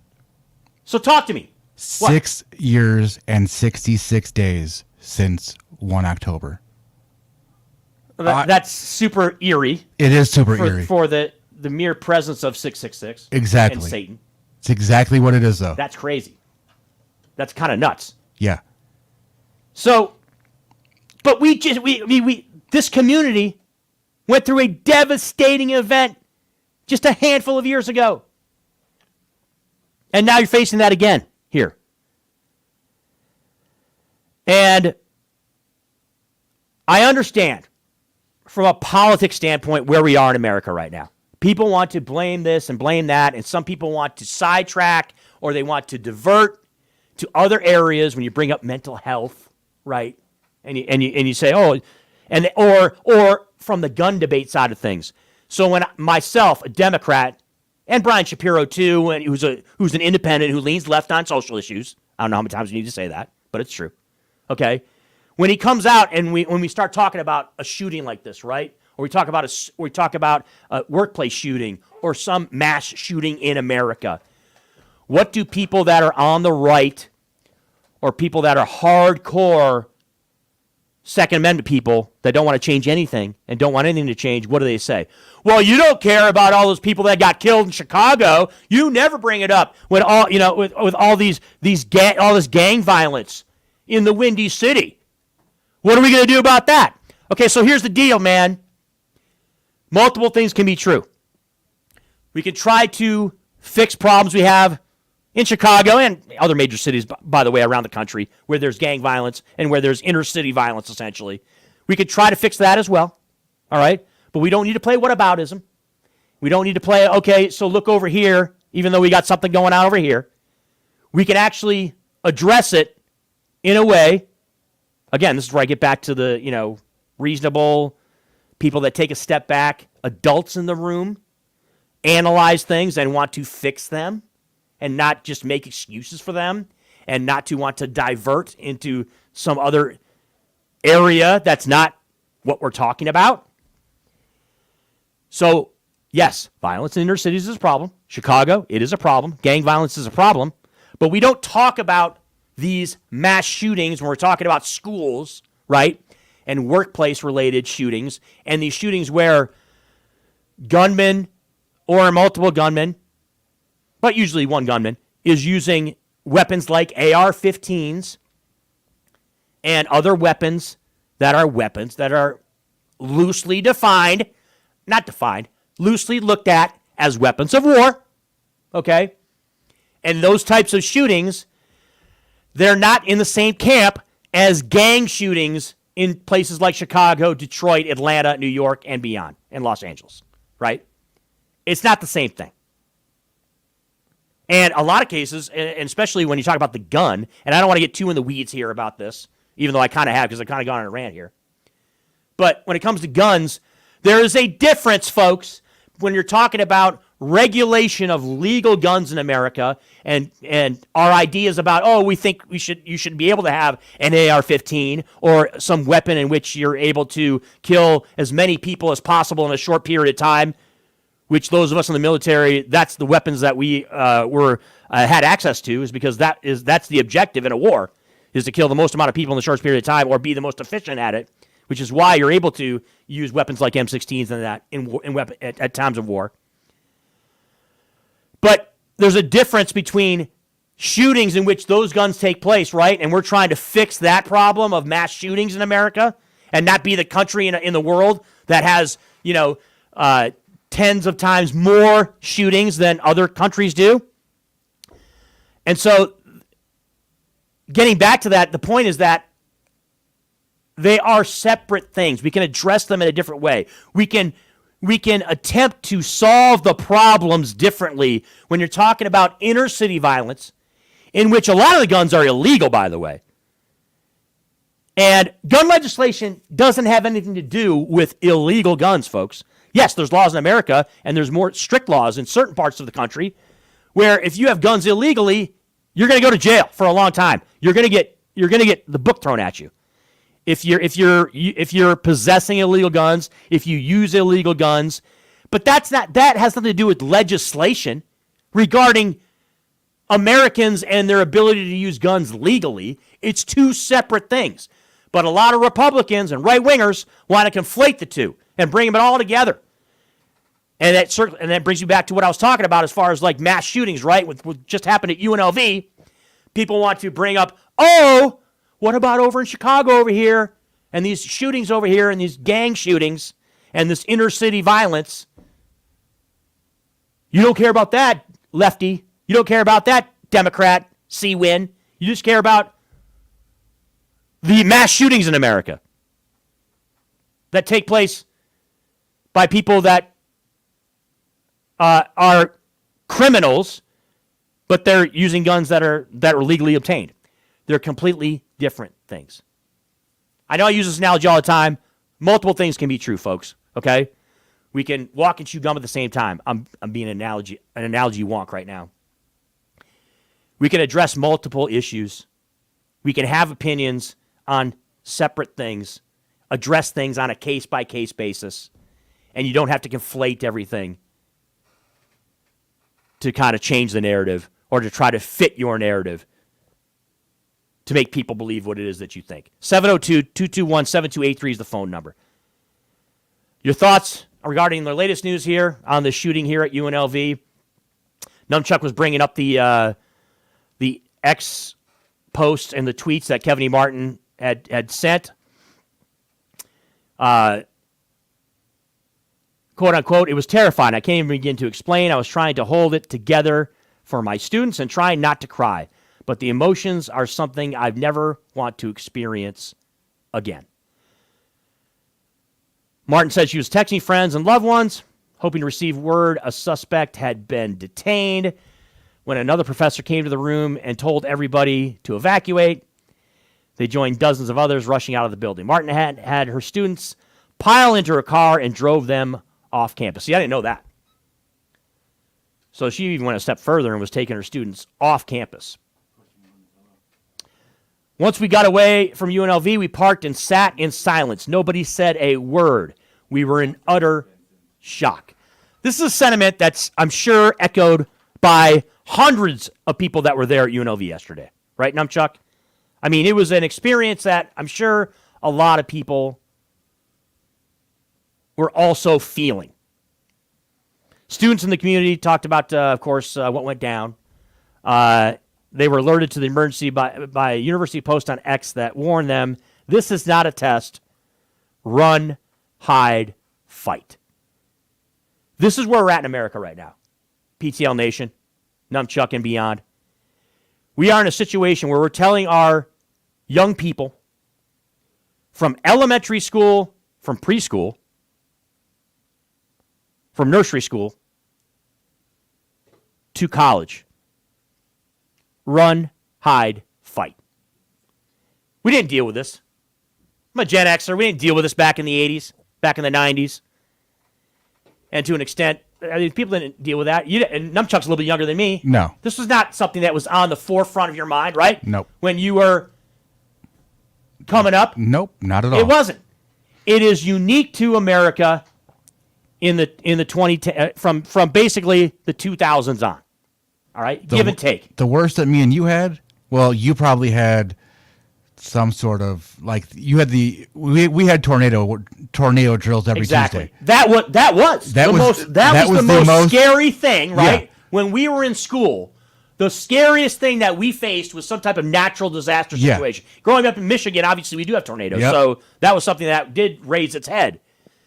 But there was never an idea from our viewpoint. It was never on our consciousness that somebody would be rolling up into our school with a weapon and try to mow us down. It just wasn't. And by the way, I'm not just using anecdotal evidence from myself, say, oh yeah, in my school it just wasn't the case. It wasn't something that happened anywhere in my city or my state or that we even thought about really. It wasn't really talked about. I mean, it happened here and there. Yeah, it did. Here and there. But we're much more in a place now in America where it's happening all the time. We're talking about this on a daily, weekly, monthly, and, of course, yearly basis. And it's so distressing. It really is. And I know I'm kind of harping here, and I'm kind of going on a super-duper diatribe. But it's valid. And it's worthy. And it's just so difficult. I mean, I can't. I'm frustrated. I'm so frustrated that we, as an entity that is the United States of America, that is the state of Nevada, that is the city of Las Vegas and beyond, that we cannot figure this out. That we cannot do something to kind of rectify the situation. Are we going to be able to have an end-all, be-all and fix everything? No, we're not. But when it comes to this, the situation regarding mass shootings in America and this specific thing, folks, stop trying to get off track. I know a lot of you, if you're listening to this right now, you're just trying to focus on this. I am focusing. And I want you to focus. Talking about mass shootings in America. This phenomenon that's horrible, that's horrific, that's tragic, that's been taking place in more prevalence in the 21st century. 702-221-7283 is the phone number. I believe we have Vincent on the phone line. Vincent, thanks for your phone call. How are you, sir? After over 40 generations of breeding and shore, Belyayev produced a group of friendly, domesticated foxes who display behavioral. Yeah, I heard what you were saying. I was trying to figure out exactly what direction you're going. You're just trying to be comical. All right. it's Thursday, so I guess we a little bit of comedy never hurt anybody when we're having a serious discussion. But make no mistake about it, it is another tragic day. It was another tragic day in America yesterday here in Las Vegas when it comes to 3 people losing their lives, another person injured in the hospital, and dozens upon dozens of people that either work at UNLV or students that go there are now traumatized for the rest of their lives because of what took place and because of the action of that gun. It's Pushing the Limits, coming away live here on a Thursday. We'll take our final break. When we come back, I'm going to dive into some sports topics because we do have a couple things going on here in town and a couple things that have been affected by the shooting that took place at UNLV yesterday. We'll have those stories and much, much more as we continue. It's Pushing the Limits here on a Thursday from the studios of KSHP. Chris Winn and Justin Chutt in for Brian Shapiro. Much more on the other side after this.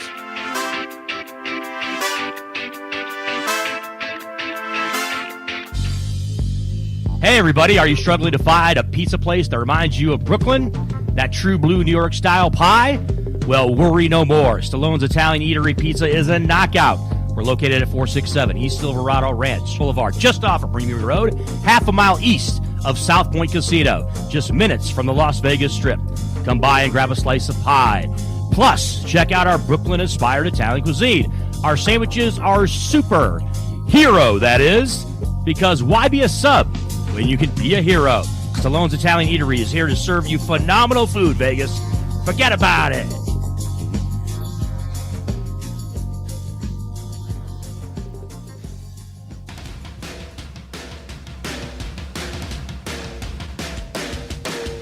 Hey everybody, it's Brian Shapiro from Pushing the Limits here. I want to tell you guys about my good friends at the Postal Annex. They have a notary signing agent, on-site daily, no appointment needed, and they offer a full scale of printing services from shipping labels to documents, business cards, banners, photos, and business signage. They're your passport service headquarters. They offer passport photos and they can renew your adult passports.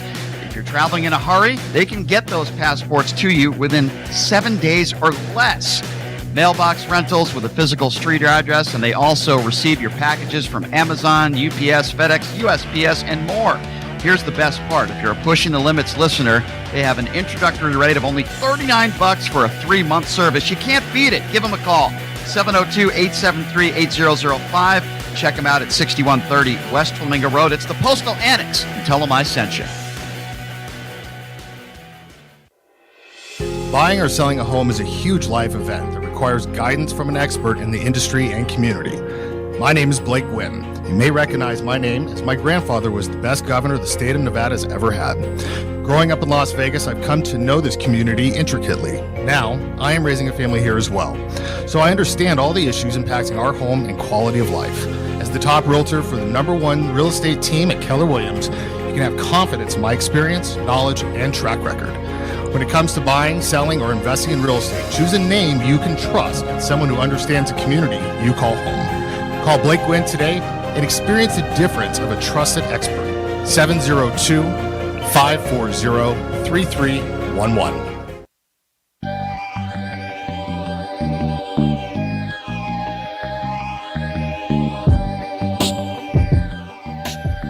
Pushing Limits coming away live on a Thursday. Chris Winn, Justin Chuck in for Brian Shapiro as we continue here live from the studios of KSHP. You can find us all over the World Wide Web, the YouTube page, PTL Vegas, and beyond. Been talking about obviously some serious topics when you have a mass shooting on campus just minutes away from our studios here.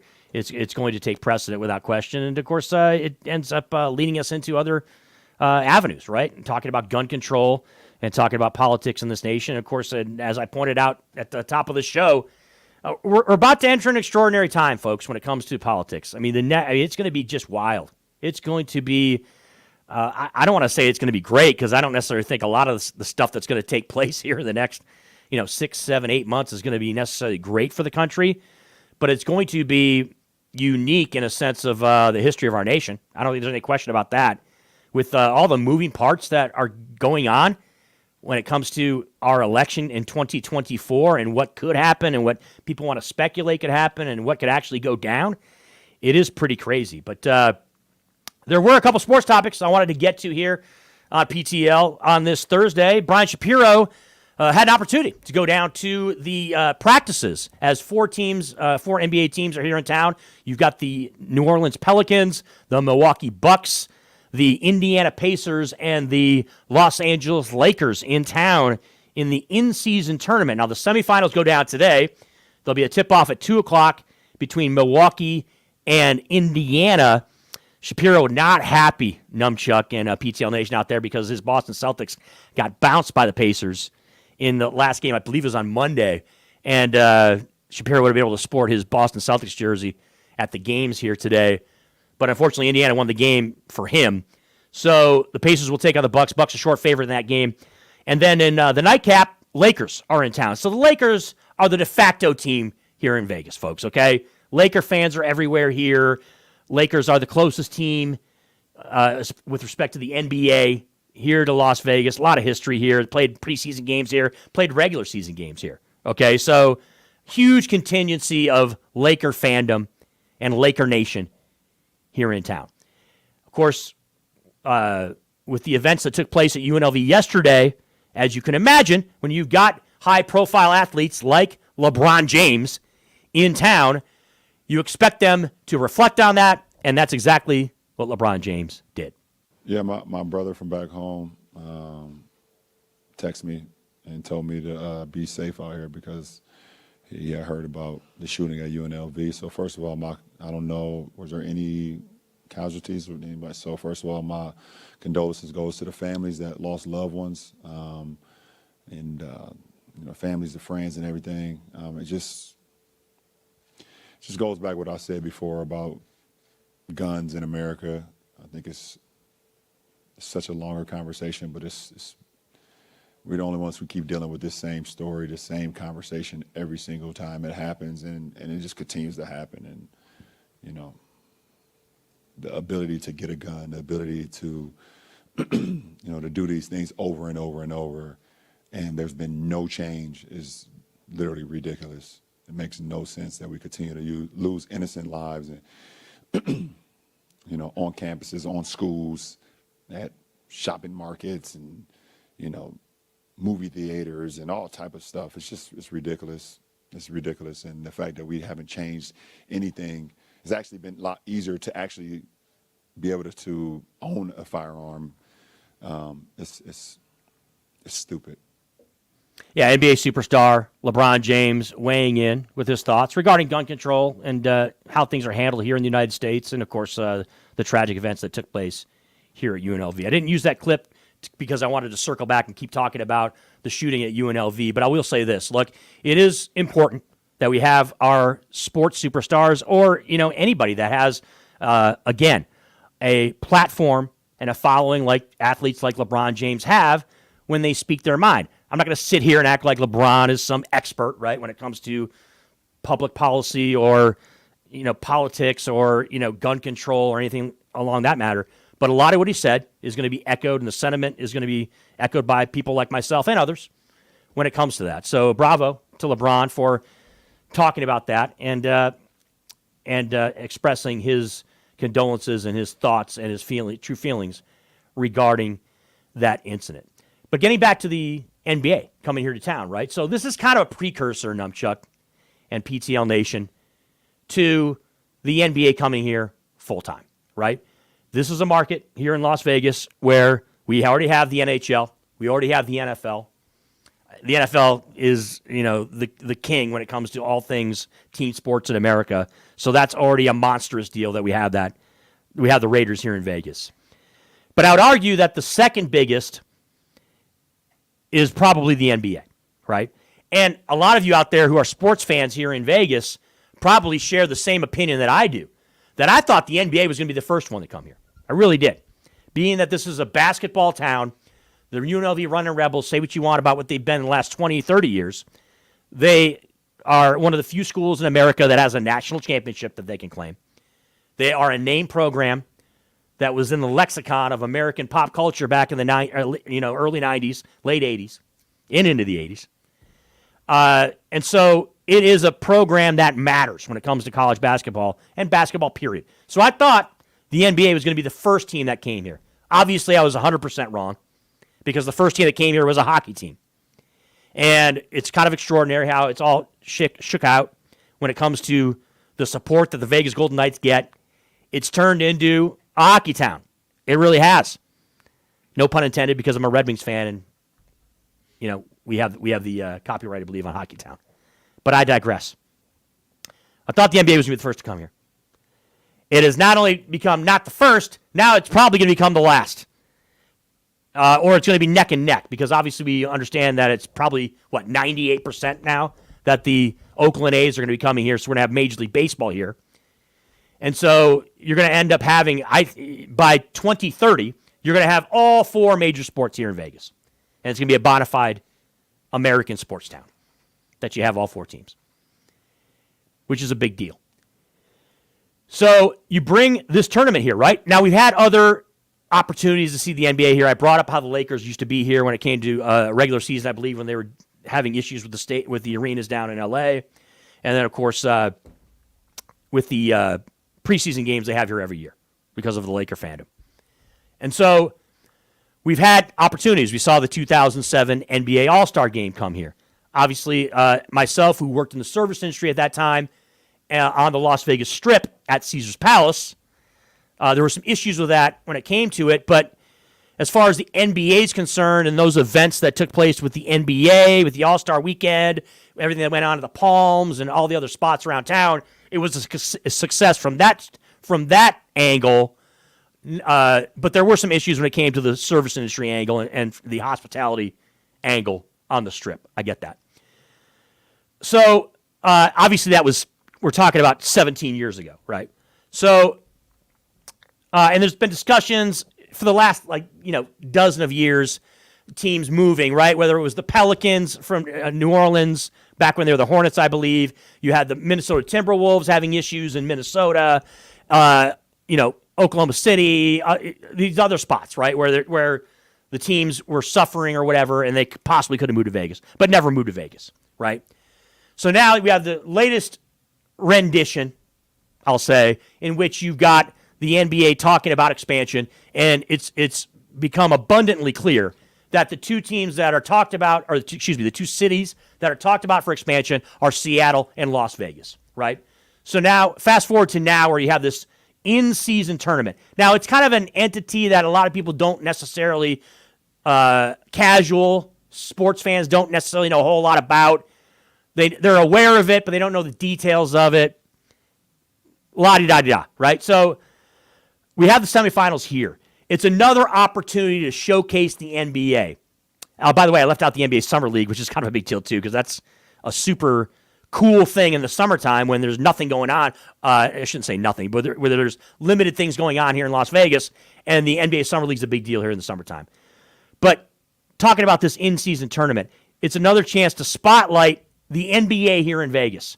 So we'll see how this all goes the next few days here. And of course, it's going to be affected because of the shooting at UNLV. We'll see how much of it affects it as far as like attendance, or if it affects it at all. But it's another chance, right, for us to see how the NBA is received in Vegas. Now, the difference between this and a lot of other situations when it comes to the NBA being here, a lot of times it's preseason, right? When you're talking about the Summer League, it's not, the full teams. These teams are all here intact. You're seeing the best players on all these teams, right? This isn't preseason, right, where you're going to see guys who might be bagging groceries in a few weeks that are on these teams. These are the superstars, the best of the best playing for these teams. And you have, again, a team in the Los Angeles Lakers who is essentially a home team.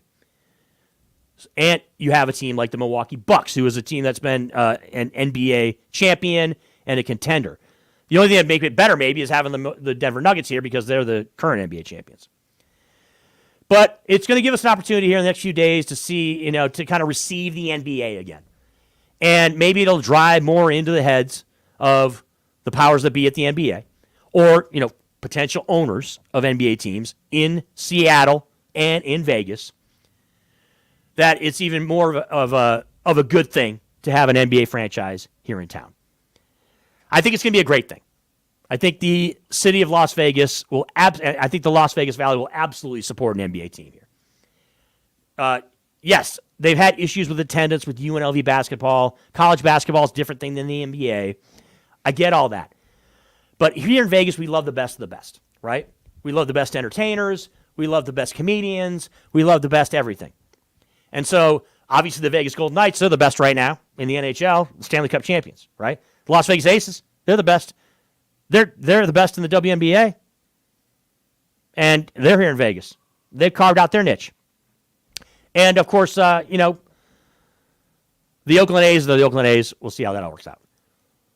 But the NBA is the best of the best. It's the best it's the best basketball league in the world. You have the biggest stars when it comes to the game of basketball playing in that league. And Numchuck just pulled up a view of the court, too, by the way. A lot going on as far as the courts, the in-season tournament court there at T-Mobile Arena. Got a lot of blue, a lot of red. A little bit of parquet action going on. Looks almost like a Pistons court. That would be a perfect I didn't want to go the whole route. No, that's a Pistons court. But you know what? That's a Detroit Pistons court right there. I'm sorry, it is. It's a Detroit Pistons court. All right? It's the Detroit Pistons colors. And ironically, the Detroit Pistons have lost 18 in a row, Numchuck. A side note, 18 in a row they lost to the Memphis Grizzlies last night, who I believe are like the second worst team in the NBA, if I'm not mistaken. Because I saw a post on X yesterday where one of the media members in Detroit was saying how, I applaud all you handful of fans that showed up at Little Caesars Arena in Detroit to watch the Pistons and the Grizzlies go at it. Well, combined, I don't know what the numbers exactly were. Is it combined, winning percentage of .87 or something like that? But the Pistons lost 18 in a row, so they're nowhere near this tournament, right? They're nowhere near it. But they have the Detroit Pistons colors on the court. So I guess there is a little bit of a Motown presence when it comes to the tournament, Numchuck. But that's what's different. What's different about this in-season tournament is that you got superstars here, right? You got Giannis Antetokounmpo and the Milwaukee Bucks, a team that's going to be a contender in the East for a long time, as long as Giannis stays healthy. And obviously they acquired Damian Lillard as well too. He's also here.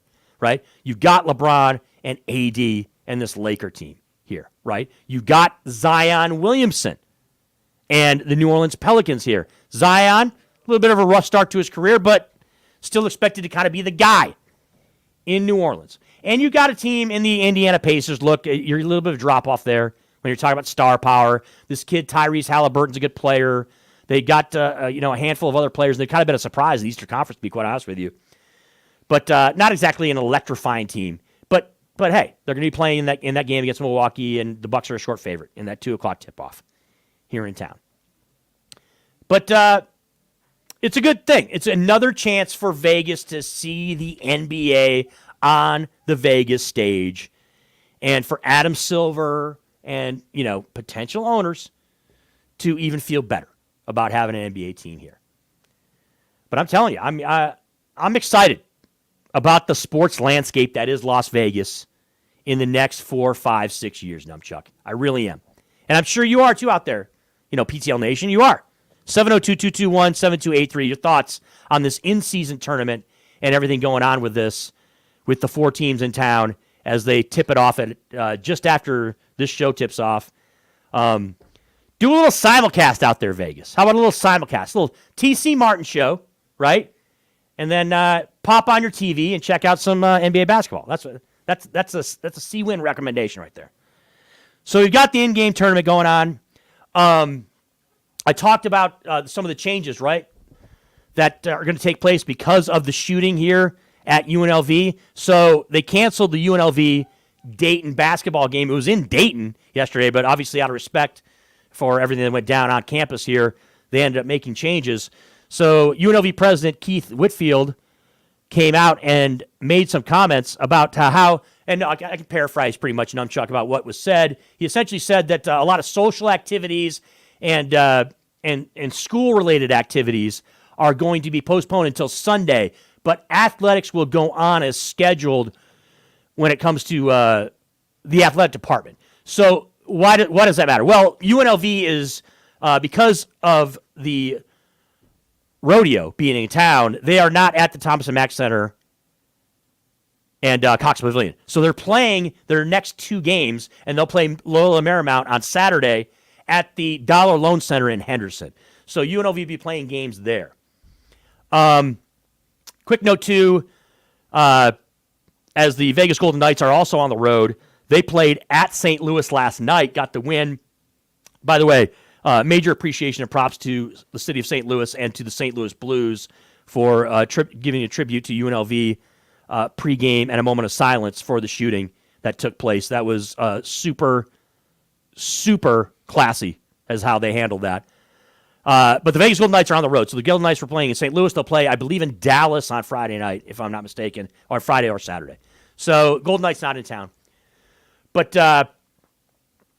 so it'll be basically in the in-season tournament for the NBA that's going to be here in town. And then, of course, you've got the Cowboys are all in town, too, as well. So you've got that going on.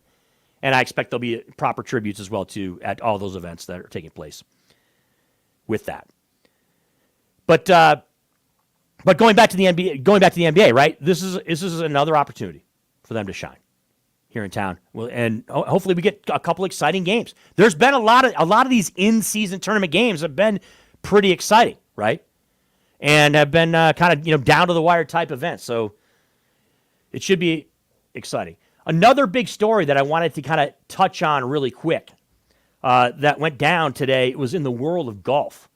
So there's been obviously discussion that, the merger, I guess is the way I'll put it, between Live Golf and the PGA Tour. It's been kind of bantered about for months. I don't think there's been a final decision yet made as far as exactly what their kind of power sharing situation is going to be.